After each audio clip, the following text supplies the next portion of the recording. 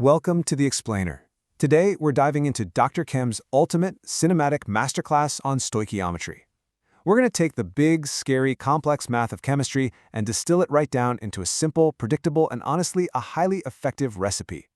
Whether you're literally in a lab trying to figure out exact product yields, or you're just looking to refine your universal problem-solving strategy, this explainer is going to give you total control. Let's get right into it.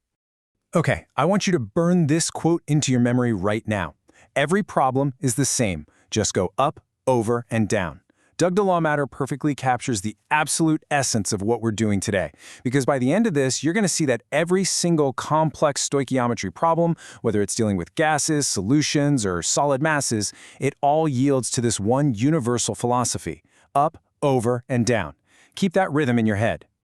All right, here is our syllabus for success. We'll meet your chemical recipe, look at the universal step-by-step strategy, master mass-to-mass problems, tackle limiting reactants and yield, hit gas laws and advanced moves, and finally wrap it up with the ultimate problem-solving workflow. Section 1. Meet your chemical recipe. The basic ingredients of chemistry. So, to really reframe stoichiometry, I want you to think of it simply as the recipe of chemistry. Right? Just like baking a cake, it tells you exactly how much of each ingredient you need, using a balanced equation for that precise ratio. But here's the catch with our chemical recipe. You can never ever convert grams, liters, or particle counts directly into each other. No way. They must always catch a connecting flight through mole island. The mole is the absolute central hub of every single calculation. Once you learn this roadmap, all these crazy different problems, they just become one predictable calculation with, at most, maybe one extra step. Moving on to Section 2. The universal step-by-step strategy. 5 steps to solve them all.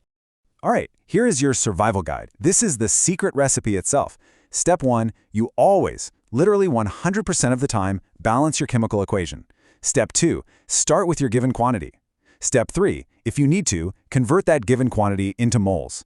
Step 4, and this is the absolute core operation, apply the mole ratio using the coefficients from your balanced equation. This right here is the over in our up, over, and down philosophy. And finally, step 5, just convert those moles into your desired final unit.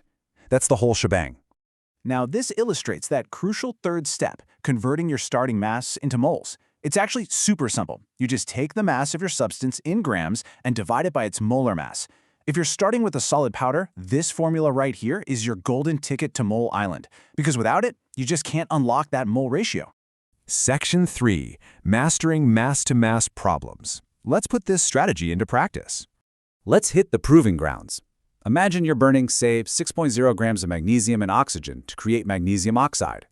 A balanced equation tells us that 2 moles of magnesium react with 1 mole of oxygen to form 2 moles of magnesium oxide. So first we go up by calculating the moles of our 6.0 grams of magnesium. We divide 6.0 by its molar mass of 24.31, which gives us about 0.25 moles. Boom! Now we go over. The balanced equation ratio of magnesium to magnesium oxide is 2 to 2, which obviously simplifies down to 1 to 1. So that means 0.25 moles of magnesium gives us exactly 0.25 moles of magnesium oxide. Finally, we go down, multiplying that 0.25 moles by the molar mass of magnesium oxide, bringing us to 10 grams. See? Up, over, and down. Section 4. Limiting reactants and yield. Time to introduce the plot twist. Look, chemistry isn't always perfect. In real-world reactions, you are almost never going to have perfectly matching amounts of starting materials. So, what actually happens when one ingredient runs out? Well, imagine you're baking that cake we talked about. What do you do if you run out of sugar before you run out of flour? Your baking stops, right? You literally cannot make any more cake no matter how much extra flour is just sitting there in the bowl. Chemistry works exactly the same way. So the reactant that runs out first is called your limiting reactant. The one left over, that's your excess reactant. And to figure out which is which, it's actually a pretty simple trick. You just divide the moles of each reactant by its coefficient in the balanced equation. The lowest resulting number dictates your limiting reactant. For example, let's say you have 0.40 moles of sodium and 0.25 moles of sulfur. You divide sodium's 0.40 moles by its equation coefficient of 2, which gives you 0.20. Then you divide sulfur's 0.25 by 1, giving you 0.25. Since sodium gives the lower number, sodium is your limiting reactant. And here is the kicker. That single limiting reactant controls the entire rest of the math for the whole problem. Furthermore, reactions just don't always go to completion. Sometimes products get lost during separation or purification. It happens. Because of this, we have to calculate the percentage yield. This formula basically compares your actual experimental product, like what you physically scraped out of the bottom of the beaker, against the theoretical maximum that you just calculated on paper. It's just actual yield divided by theoretical yield times 100. It tells you exactly how efficient your recipe actually was. Section 5. Gas laws and advanced moves. We are conquering the boss level. Now when we combine our mole ratios with Avogadro's hypothesis for gases, we get a sort of magic number. I want you to lock this one in, 22.7. At standard temperature and pressure, or STP, 1 mole of any gas takes up exactly 22.7 cubic decimeters of volume. This is absolutely amazing because it means for gases at STP, we can convert straight from volume to moles just by dividing by 22.7. And it gets even better. If all your reactants and products are gases, their volume ratios are exactly the same as their mole ratios in the balanced equation. It's a massive shortcut. Section 6. Ultimate Problem-Solving Workflow. This is your universal decision tree. Okay, this is the master send-off, tying everything we've talked about into one unified field theory of problem solving.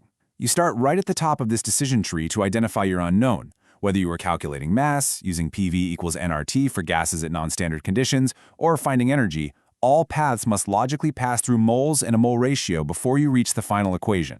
A pro tip here, get the units in the right location first so they cancel out. Save the actual numbers for last. And always finish by asking yourself, are my units correct, and does this final answer actually make physical sense? So the next time you face a massive, terrifying stoichiometry problem, I want you to remember something. It is not impossible math. It's just a recipe waiting to be followed. Convert to moles, apply your ratio, and convert out, up, over, and down. You now have the universal blueprint to deconstruct literally any chemical interaction in the universe. So, what will you synthesize next?